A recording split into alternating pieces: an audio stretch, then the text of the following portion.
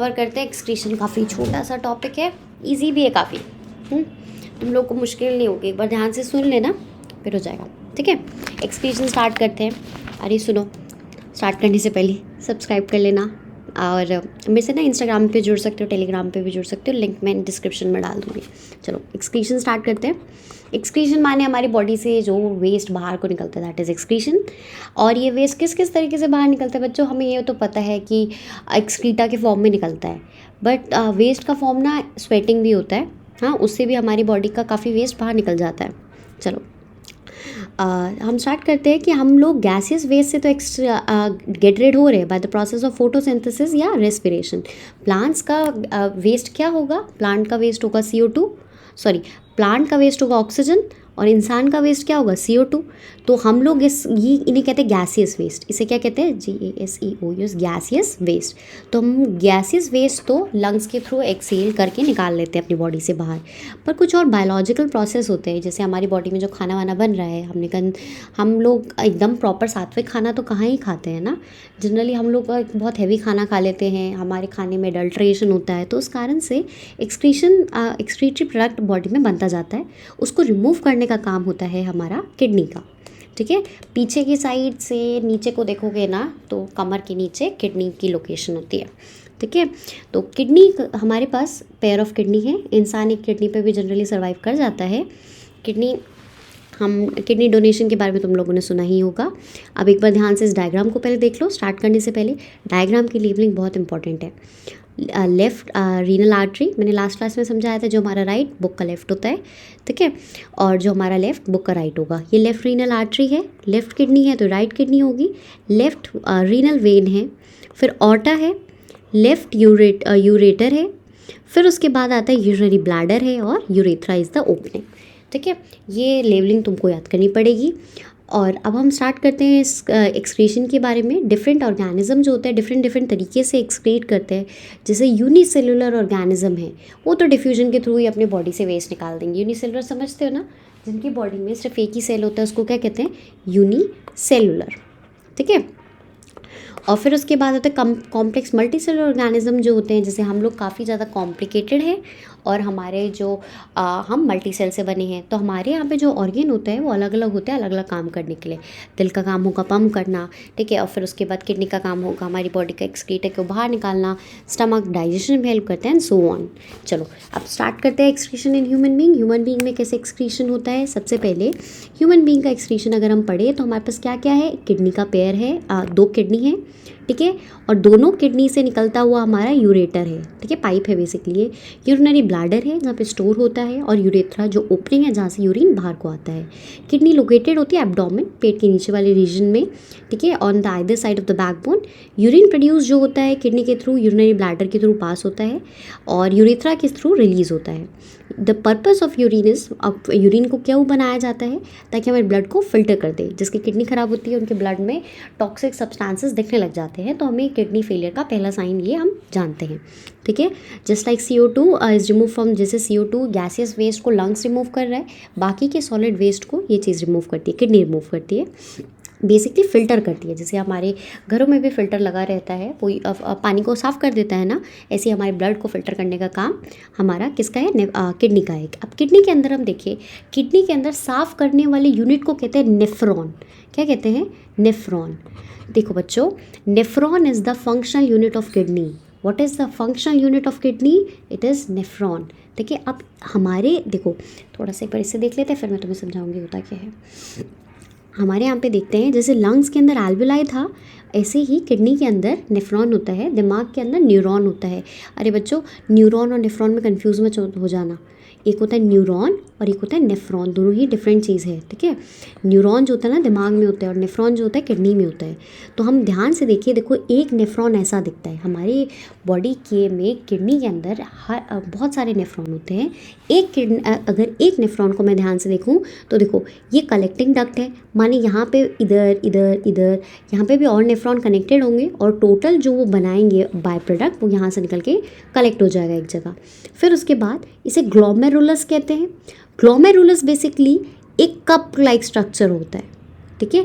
बोमेन capsule glomerulus tuft of capillaries होता है और वो बोमेन्स कैप्सूल के अंदर होता है। यहाँ पे देखो ये वाली चीज़ बनाने की कोशिश कर रही हूँ मैं। देखो ये तुम्हारा ये जो यू शेप का दिख रहा है इसे कहते हैं बोमेन्स कैप्सूल, ठीक है। इसके अंदर ग्लोमेरुलस है, इसके अंदर क्या है, glomerulus. Glomerulus basically tuft of capillaries है, कैपिलरीज का गुच्छे को ग्लोमेरुलस कहते हैं। कैपिलरीज के गुच्छे को क्या कहते हैं, कैपिलरीज के गुच्छे को ग्लोमेरुलस कहते हैं, ठीक है। और फिर यहाँ से निकलता हुआ ऐसे ऐसे ऐसे ऐसे ऐसे ऐसे करके ऊपर को जा रहा है, ठीक है।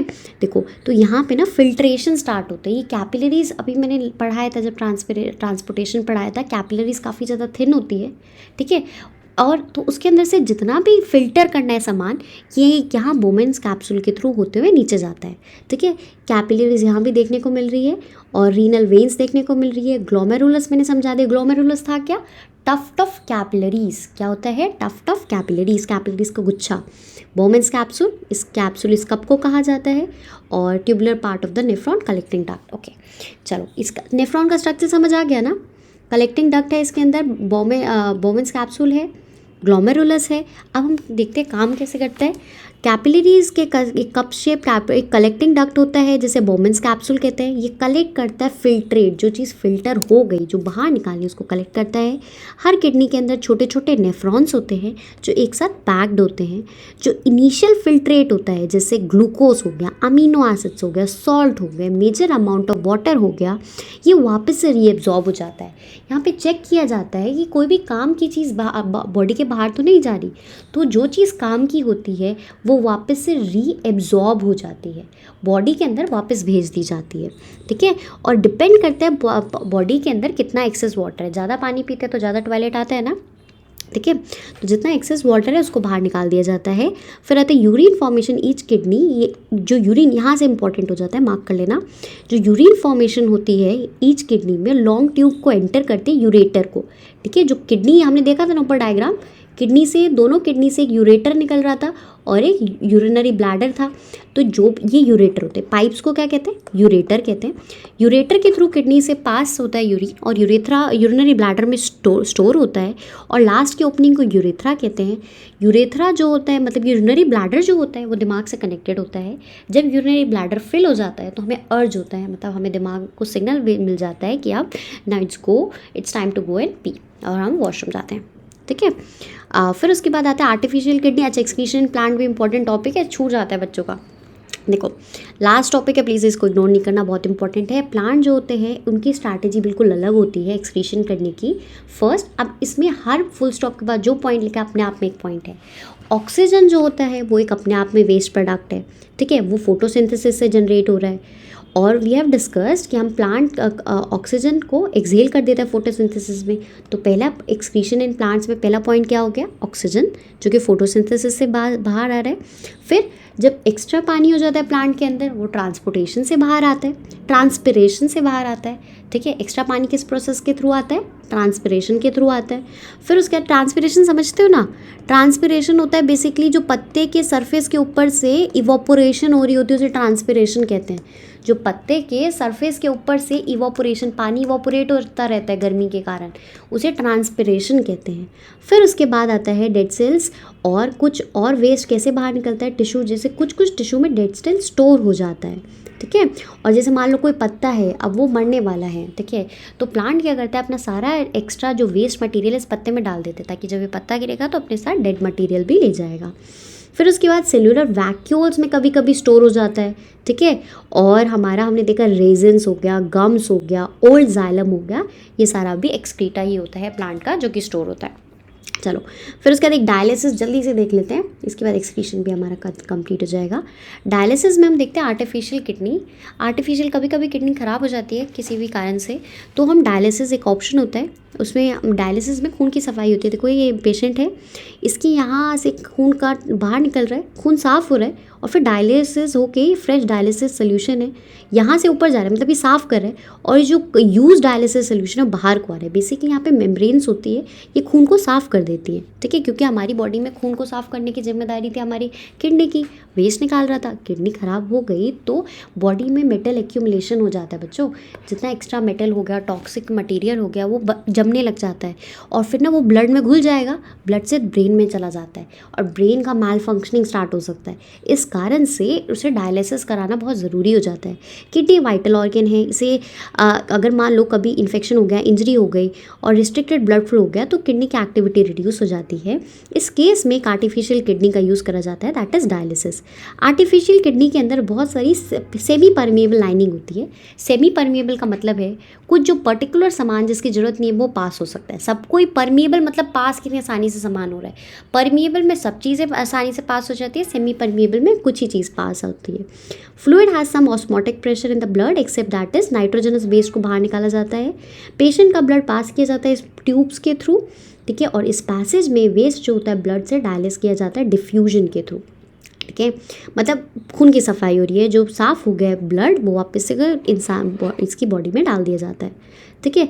No reabsorption is involve. हमारी किडनी, इंसान की किडनी तो काफ़ी एफिशिएंट होती है, वो चेक करती है कि कोई काम की सामान ना बाहर चला जाए, पर यहाँ डायलिसिस तो ऐसा नहीं काम करती, ठीक है। और फिर देखो नॉर्मली एक हेल्दी एडल्ट में कितना होता है फिल्ट्रेट, 180 लीटर डेली होता है, पर एक्चुअली क्या होता है is only 1 to 2 litre of the day because remaining filtrate is reabsorb. Total filtrate जो प्रोड्यूस होता है वो 180 लीटर होता है, पर हम जो अपनी बॉडी से बाहर निकालते हैं in the form of urine वो काफ़ी कम होता है इसके कंपैरिजन, वो 1 लीटर से 2 लीटर ही होता है, क्योंकि बाकी सारा बॉडी के अंदर वापस चला जाता है। इसके साथ तुम्हारा एक्सक्रीशन भी खत्म हो गया। थोड़ा सा इसके इंटेक्स बैक क्वेश्चन डिस्कस करेंगे नेक्स्ट लेसन में। सुनो समझ आया तो प्लीज़ कमेंट करके मुझे बताओ, और जुड़ सकते हो मुझे किसी भी सोर्स के through, Instagram, Telegram. Comment would be the best thing you could do, ठीक है। चलो नेक्स्ट